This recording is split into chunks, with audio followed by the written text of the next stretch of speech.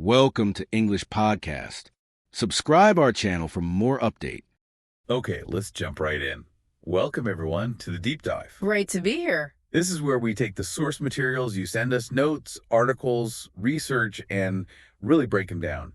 We find those key insights so you get to the core information fast. And today we're tackling something really practical, something lots of English learners face: improving speaking fluency.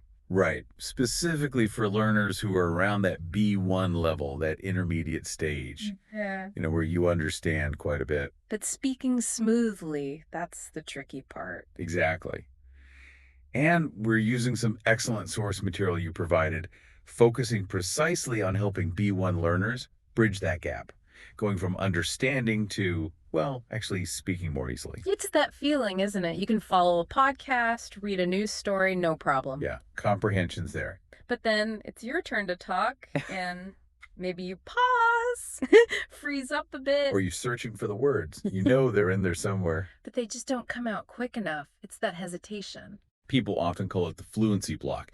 And look, if that sounds familiar to you, you really aren't alone. It's super, super common. Yeah, thousands of learners hit this point. The source material even mentions someone having the same issue learning Spanish. Ah, hey. You understand the conversation, but you need that extra beat, that processing time to translate in your head before you can reply. And that translation step, that's where things slow down, right? That's where you get stuck in a real conversation. Precisely. So our goal here using these sources is to look at some, concrete steps, practical ways to break through that block and speak more naturally. Okay, let's get into the first strategy. The sources highlight one key idea to start with. Yes, it sounds simple, but it's powerful. Focus on learning phrases, not just single words. Phrases. Okay, so like chunks of language. Exactly, chunks. So instead of just learning the word go, you learn go to the store. Or go out with friends. Or go for a walk, yeah. You learn them as a complete unit. And why does that help with speed? Why is that chunking idea so effective? Well, the sources suggest your brain can basically grab that whole pre-built phrase much faster. It doesn't have to build the sentence from scratch word by word each time.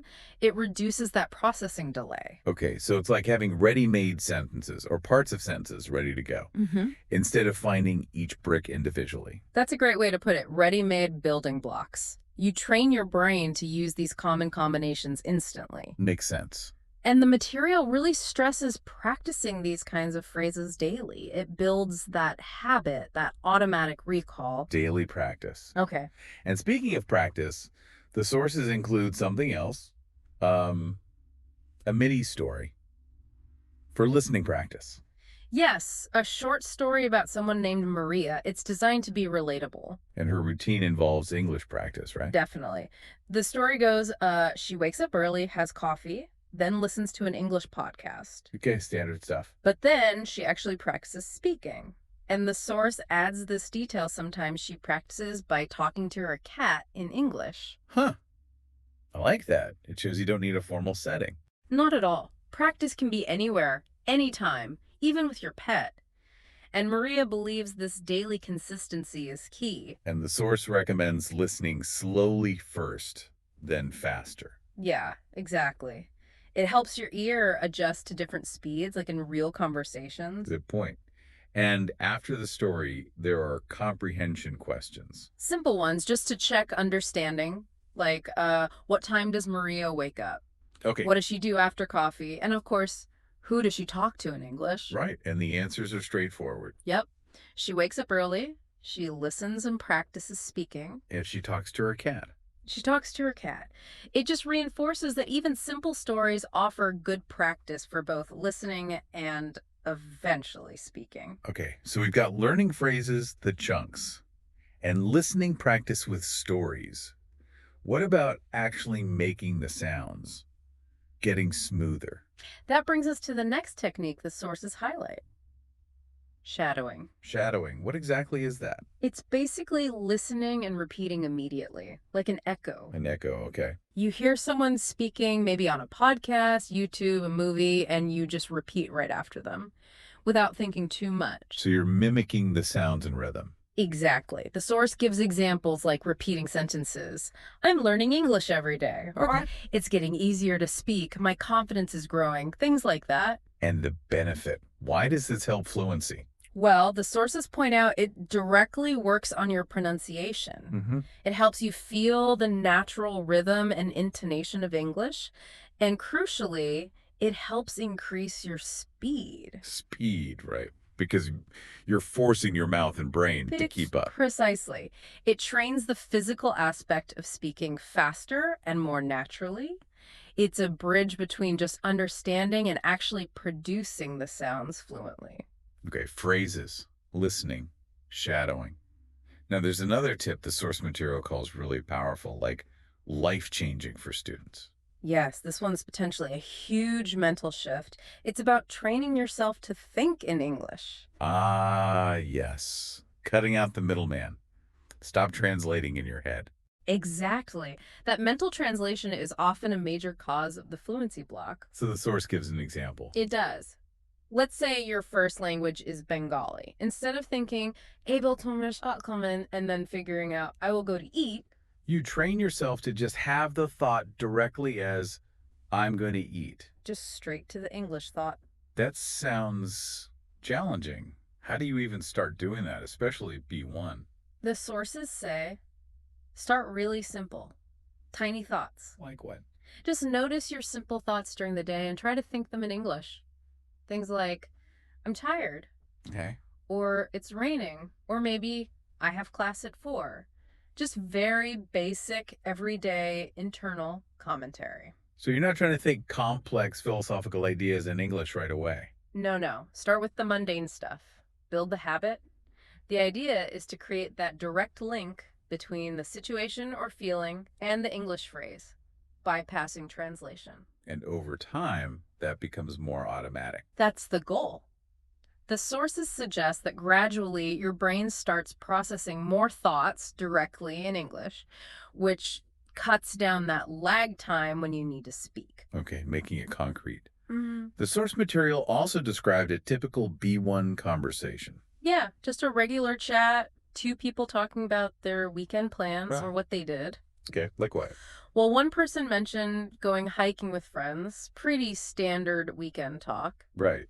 And the other? The other person stayed home, watched movies, and actually used that time for English listening practice. See, integrating it again. Exactly. And they even talked about how they watched movies, choosing comedies, trying to learn phrases that way, and challenging themselves sometimes, maybe watching with no subtitles or only English ones, just a snapshot of real, achievable B1 conversation. And then building on that conversation, the sources had an activity, something interactive. Yes, called Repeat with Gaps or Speak with Us. Okay, what's the idea there? It's designed to get you, the listener, actively speaking. They replay parts of that same conversation. But leave words out. Exactly. There are gaps. And you're supposed to say the missing word or phrase out loud in that gap. Ah, so you hear the setup, pause, you fill it in. Right. It tests if you understood and if you can produce the correct language quickly. Clever. Kind of a mini practice and test rolled into one. Yeah, and the source notes, if you found yourself saying most of those missing parts correctly, then you're definitely making good progress at that B1 level. Okay, great. So let's pull this all together. We've gone through quite a few strategies from the source material aimed at breaking that B1 fluency block. What are the main takeaways? Okay, number 1, definitely learn phrases, those chunks of language, not just isolated words. Got it. Chunks. Second, use shadowing, that echo technique to nail the pronunciation, the rhythm, the speed. Shadowing for flow. Okay. Third, and this is a big one, practice thinking in English. Start simple, but make it a habit. Cut out the translation. Think in English. And fourth, just speak. Have daily conversations, practice daily, even if it's just talking to yourself or. Or your cat, like Maria. Like Maria. Consistency is key. And there was a really important point in the source material about what fluency actually is. It's not about perfection. Absolutely not. That's crucial. Fluency means flow. It means communication. Mistakes. They're going to happen. They're part of learning. Don't let fear of mistakes stop you. So the message is really encouraging. Speak a bit every day, keep listening, believe you can do it. Trust the process. These steps, used together consistently, they are designed to help you find that smoother, more natural way of speaking. Right. So to wrap up, here's something to think about. Drawing from everything these sources suggest, consider those small moments in your day. Making coffee, waiting for a bus, just simple thoughts floating by. How might consciously switching those tiny internal monologues into simple English, just for a few minutes here and there, how might that start to add up? Could taking those really small, almost mundane opportunities to think or narrate in English be a powerful, gradual way to dismantle that fluency block you felt, transforming that understanding you have into real, confident speaking?